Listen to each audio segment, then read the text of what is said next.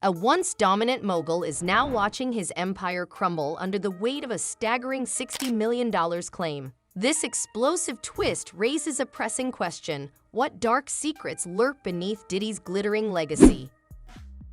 Are you afraid in some ways that he'll get out, that there'll be some sort of retribution? Oh, yeah. Yeah, even doing this, it's like, maybe I shouldn't say, maybe I should stop talking, shut up, but it's like, well, not talking hasn't changed anything either. Dee Woods was a rising star, her promising career launched by music mogul Sean Diddy Combs.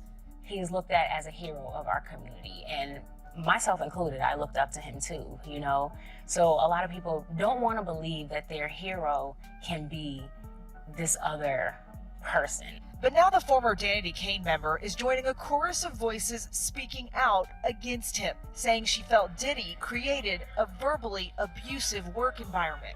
I'm curious why you decided to speak up now. I would say that this moment now is a time where I feel like my experience, my truth will really be heard and actually considered and believed. While the world watched her climb the charts with hits like Showstopper and Damaged, Dee Woods says she was living in fear under the glare of reality TV cameras on Making the Band. It was not a good experience. For decades, Sean Diddy Combs built an empire on music, fashion, and unrelenting ambition. But now, a wave of lawsuits is crashing down on him following the closure of New York City's Gender-Motivated Violence Act legal window on February 28th. Among the most shocking claims is one filed by Sarah Rivers, a former contestant on his hit show Making the Band. In a 148-page federal complaint, Rivers details alleged inhumane treatment that left her with lasting emotional distress, impacting every facet of her life. How did a once promising career on a celebrated platform spiral into a nightmare of control and humiliation? And can one of music's most powerful figures withstand the relentless storm of allegations? Diddy's ex Making the Band singer Sarah Rivers is coming at his neck in a new lawsuit, and the allegations stem from her time on the popular MTV series. In a sprawling lawsuit obtained by TMZ, Sarah claims that Diddy subjected her to mistreatment, which wound up becoming content for millions to see on TV. Now, here's the thing. I agree. Diddy was unhinged. He was a maniac. He was maniacal on Making of the Band. The suit filed by attorney Ariel Mitchell. Sarah. Listen. The suit filed by attorney Ariel Mitchell on behalf of Sarah Rivers cites the infamous cheesecake from the Making of the Band 2, where she and the rest of the band had to walk several blocks to get Diddy a sweet treat as one of the numerous incidents of abuse. She also complains of being forced to sleep in an open bay with 4 other males despite the fact that she was married at the time, and says she was threatened by being ousted if she didn't comply. Okay, Sarah, you got a case. The suit also names MTV, Viacom, and several ex-Bad Boy employees who had a profile on the series at the time, including Diddy's mother, Janice, and ex-assistant Farnsworth Bentley. What? Sarah goes on to allege that Diddy acted maliciously and recklessly with her career by publicly dismantling the group while pocketing most of her show money. Yo, fam, Puffy just told us to go to the store in Brooklyn and bring him back a cheesecake and walk. Yeah. You see me on TV. Punk ass videos.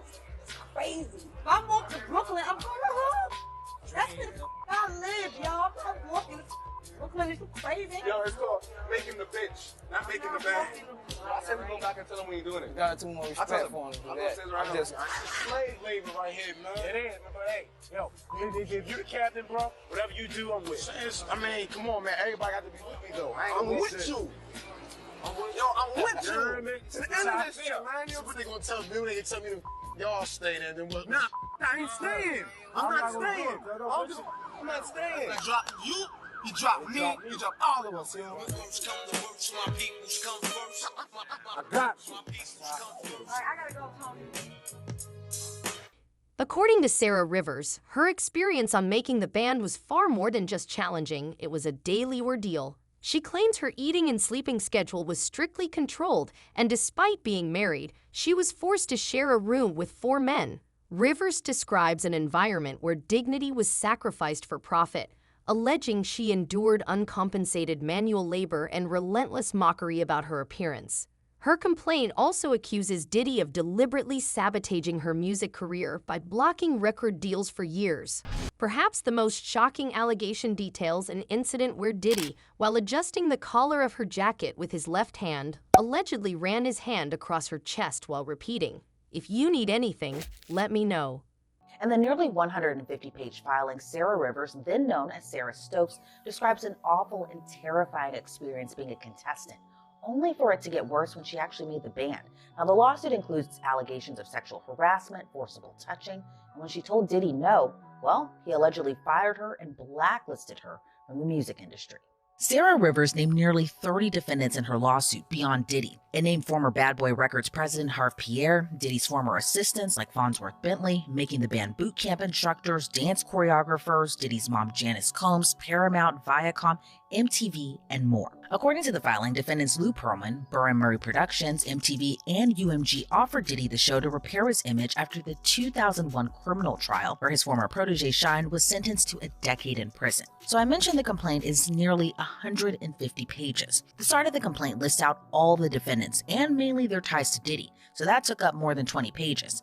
Then from page 26 to 74, it describes every single episode of the show Sarah was on. From episode 1 where Sarah the plaintiff meets Diddy, then episode 3 where the contestants enter the Bad Boy boot camp to make the group, and from Sarah's complaint, it sounded like boot camp was from HE double hockey sticks. The complaint alleges Diddy eliminated contestants for complaining about not being fed. Only the female contestants were made to dance for or do choreography for Diddy. Plus, don't even think about crying or you're out of boot camp and not making the group. From there, it was more allegations of depriving the group of food, comments about Sarah's body and how she needed to get firmed up. The filing says Sarah was the only one Diddy scrutinized in a sexual and humiliating manner. Sarah alleges one instance where she was recording in the studio, Diddy saw her walking through the hallways and backed her up against a corner, preventing her from moving. He then allegedly got so close to her where he could kiss her, and then asked her if she was doing okay and needed anything.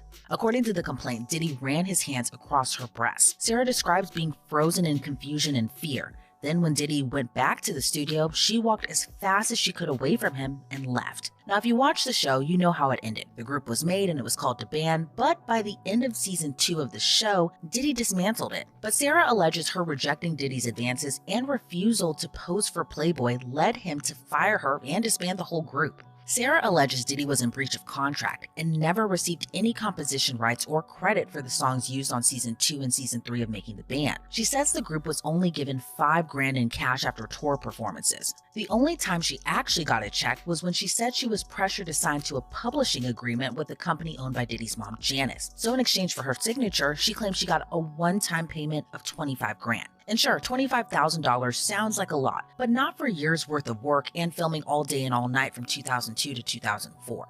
Diddy's legal team has fiercely denied the allegations, issuing a defiant statement. This is yet another example of false claims being filed against Mr. Combs. They insist that he has never engaged in sexual assault or trafficking, regardless of gender or age. His attorneys argue that in today's climate, anyone can file a lawsuit for any reason, suggesting that these last-minute claims are merely opportunistic moves as the legal window closes. As the courtroom battles escalate, the question remains, are these lawsuits a genuine pursuit of justice or a calculated effort to dismantle a music mogul's legacy? Diddy has denied all the allegations against him, and when it comes to Sarah's lawsuit specifically, his legal rep said, quote, "This is yet another example of false claims being filed against Mr. Combs. No matter how many lawsuits are filed, it won't change the fact that Mr. Combs has never sexually assaulted or sex trafficked anyone, man or woman, adult or minor. We live in a world where anyone can file a lawsuit for any reason. With the deadline for New York's Gender-Motivated Violence Act expiring tomorrow, it's clear that opportunists are rushing to file last-minute meritless claims. Mr. Combs remains confident he will prevail in court. Elizabeth, I wasn't surprised that we saw lawsuits filed on the last day of court. The window is closing, so if anyone didn't file, they're probably going to be prevented from filing unless another state ends up opening the statute of limitations, or a city like New York did. So the fact that we're seeing these last-minute lawsuits is something that's typical. The fact that we saw so many is atypical, but of course we're dealing with someone who is facing dozens and dozens of lawsuits already. And just before we get into more of this complaint, talk to me a little bit about how powerful that look-back window was that really allowed a lot of Diddy's alleged victims to file complaints and lawsuits against him, given that the statute of limitations in other cases would have been expired. Elizabeth, it's really powerful, and with sex abuse and sexual assault, there's been a lot more recognition, and what legislatures have done is they've opened up these statute of limitations. It really started actually with the Catholic Church and the sex abuse cases. And what they tried to do is open the statute of limitations for both criminal and civil. The criminal was struck down as unconstitutional, a violation of the ex post facto clause. But these civil statute of limitations, because we're just talking about money, these windows, these openings, they have been allowed. And in Diddy's case, first it was New York State, and now New York City. And now both of those windows have closed. So unless someplace like California or Florida or someplace where sexual assault happened, someone can file a claim there, this is probably going to be the end of the road for most of the Diddy claims, at least certainly in New York. Rivers' lawsuit is far from an isolated case. It emerges amid a storm of controversy, with shocking headlines even alleging that Diddy admitted to ordering Tupac's murder after claims from a male sex worker. Meanwhile, new legal documents implicate grand jury witness Courtney Burgess and media giant Nexstar in an alleged web of defamation and fabrication, accusing them of spreading falsehoods about the mogul. With Rivers' attorney, Ariel Mitchell, who has previously clashed with Diddy in court, now taking a stand, the narrative is unfolding into a full-blown expose of alleged abuse, manipulation, and power plays. In Orinda apartment in 2018.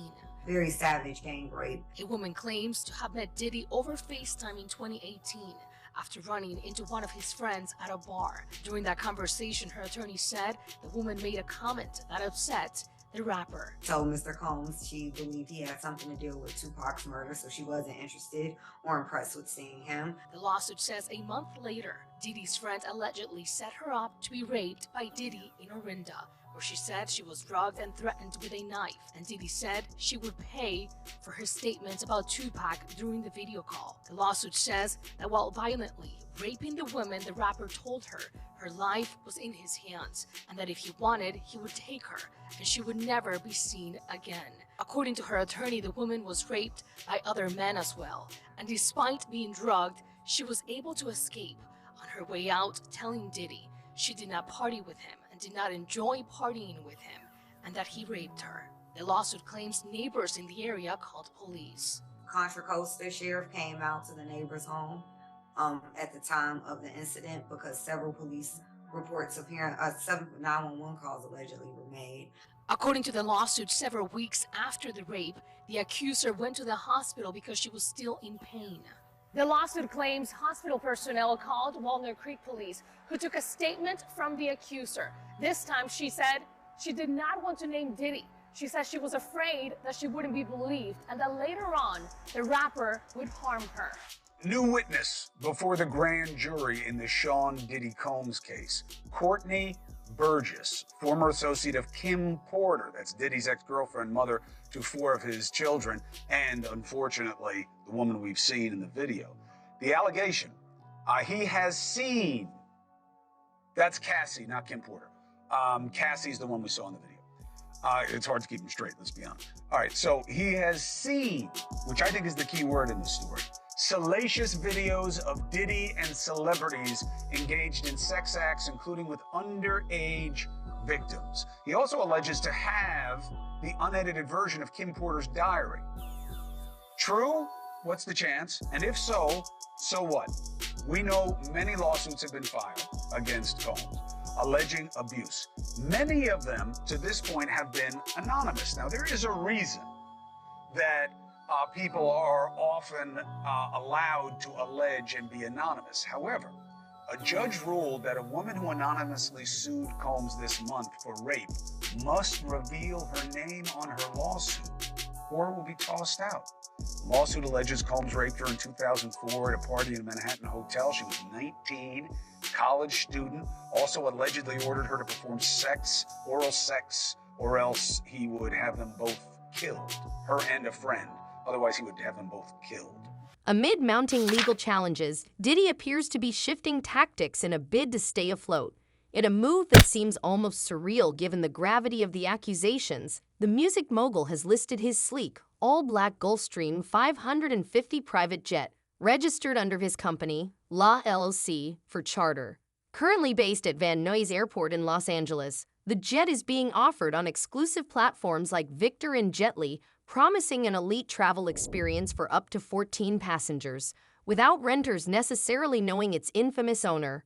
Simultaneously, his lavish Beverly Hills mansion has hit the market for a staggering $61.5 million.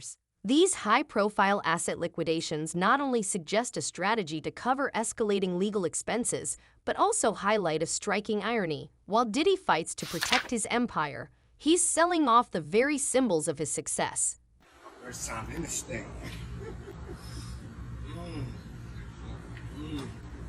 It's gonna be better once some stuff is swapped. Smell of newness. It's fresh mahogany. Yeah. So we have this Gulfstream, a G550. It was registered by Love Air LLC sometime in 2020 or 2021.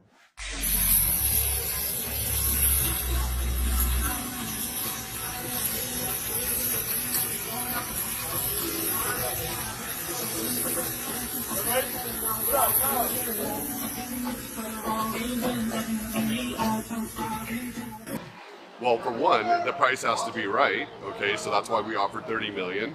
But the home was a little underwhelming. When I went inside, it really wasn't reaching that $60 million expectation that buyers want.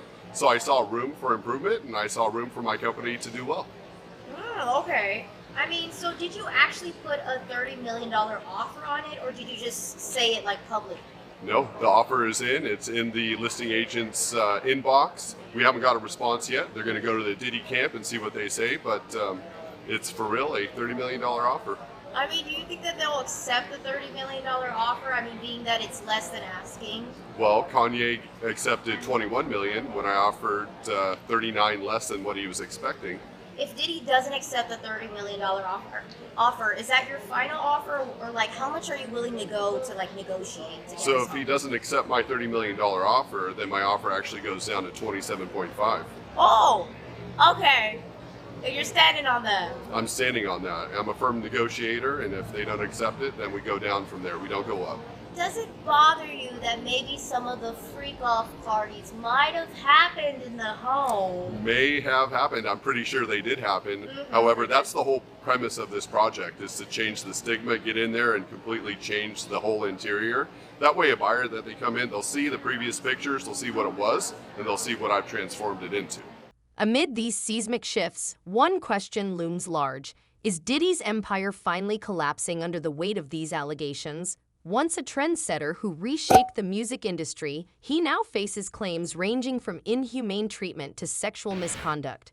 As comparisons emerge with other high-profile cases, from Harvey Weinstein's conviction to the infamous scandals of R. Kelly and Jeffrey Epstein, many are left wondering, will Diddy's influence withstand the storm, or will his legacy crumble like a house of cards built on unchecked power and questionable ethics?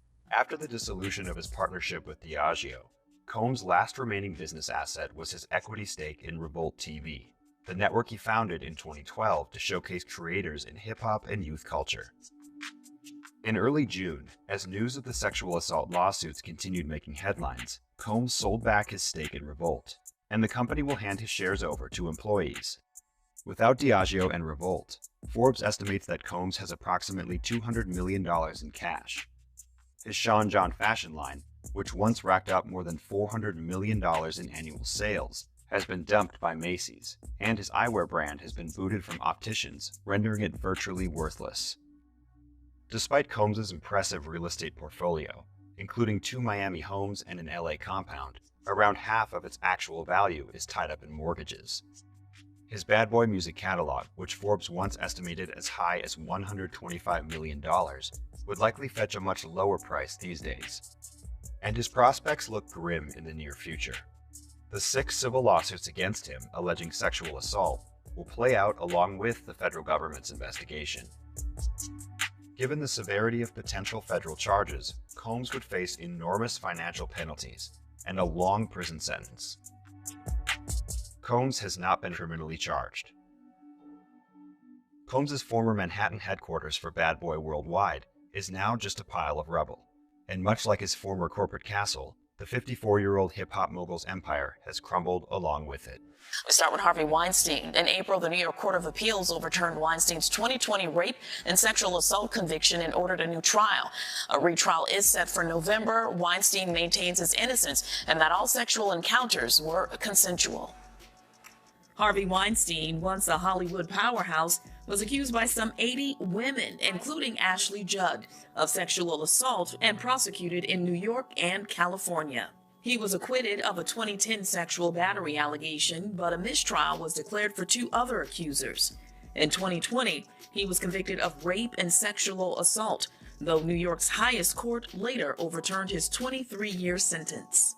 This today is an act of institutional betrayal. His defense attorney, Arthur Aidala. So the Court of Appeals deserves a tremendous amount of credit for doing this, based on the law, not based on opinion polls. Weinstein's legal troubles were far from over. In 2022, he was convicted of rape and assault in Los Angeles and recently indicted on new charges in New York, where he remains behind bars. Weinstein maintains all sexual encounters were consensual. I believe I can fly.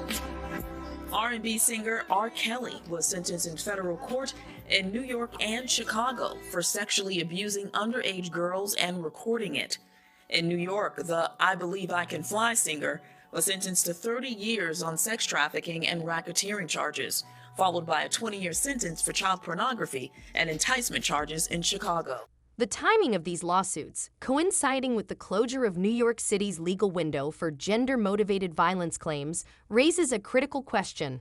Are these allegations a calculated backlash against a powerful figure, or do they expose a deeper systemic issue within an industry that once revered Diddy's genius? The collision of high-stakes litigation and strategic asset liquidation paints the image of a man at a crossroads, one facing a reckoning that could redefine his legacy for generations to come. I think that the public and the media have gotten nearly every fact wrong about what the prosecution's case is here. So I just want to take one issue with that. You know, there's no minors, there's no celebrity sex tapes. You know, the civil lawsuits here are not driving the allegations that we're defending against, but it is driving the vitriol against him in the media. This kind of created a life of its own, that they had seized videos of the freak-offs, and it kind of spun into who's on those tapes, and Hollywood became unusually silent. I think there's one huge reason, and that's Tony Busby. Right after the indictment, he came out with a press conference with a 1-800 number behind him, threatening lawsuits against our client without having filed any. And we saw exactly how it played out, and we saw exactly why Hollywood went quiet. And what she's referring to, part of why Hollywood went quiet is we now know that Tony Busby sent demand letters to several celebrities, most notably Jay-Z, who stood up to that and is actually now suing Tony Busby for extortion. Right, because the person who was suing him dropped it because of all the inconsistencies in her case. Now, Kenny also said that they are going to be looking to file other defamation lawsuits. And she made that really clear. I'm in LA. It's the Hollywood celebrity path to justice, where we simply look at a clip like that and we laugh and giggle about, oh, let's get alcohol, let's get drugs, let's get all these ladies at a party. You know, for years, P. Diddy's gotten a hall pass. He's actually created his own kingdom where he makes his own rules, and you got to follow his rules or you get penalized. And guess what, Laura? He's now in a federal penitentiary, and for the first time in his life, he's facing his own fate at the hands of somebody else. And I will tell you, Laura, I've done federal cases, that's not the place you want to be in federal court. 90% of federal criminal indictments brought down are pled out, right? A plea deal is brought. And of the only 10% left, 90% of those defendants that go to trial, they lose. So he is looking at a daunting uphill battle to fight these horrible charges. Now, Brian, one of the DHS agents involved in this raid on his Miami mansion described what he saw inside the house, saying that, in my opinion, he's as bad as Epstein. These women are young, either barely legal or barely illegal. Brian, this sounds like he was a monster. Yeah, Laura, I will tell you that this indictment was very detailed, by the way, too. Your viewers should know there were over 300 subpoenas served, over 50 witnesses interviewed. Why is that important? Because the federal prosecutors aren't going to be leveling an indictment like this unless they have ammunition and they have cause to bring it. As courtroom battles escalate and media outlets dissect every twist, the real human toll of these allegations cannot be overlooked. For Rivers, the scars run deep. Her story is one of shattered dreams and relentless hardship, revealing the harsh reality behind the industry's glamorous facade. Meanwhile, for Diddy, the situation grows increasingly complex. The flood of lawsuits and intense scrutiny of his business dealings prompt a critical examination of power in an era where even the most untouchable figures can fall. Like he wasn't... No, he had no plans. That was all from MTV show. That was all for MTV show, bro. He ain't had no plans for them. Not at all. He really had no plans for Danny Kane. And they sold records. And I that's why I had said that thing about what he had said, because I think it's the parents or somebody was getting at him. The parents, the management, or whatever like that was getting at him hard. And that's when he made that statement that I had said. He said, yo, they keep effing with me. I'ma drug all of them up and pimp them out to my nigga. And I said that on your show before.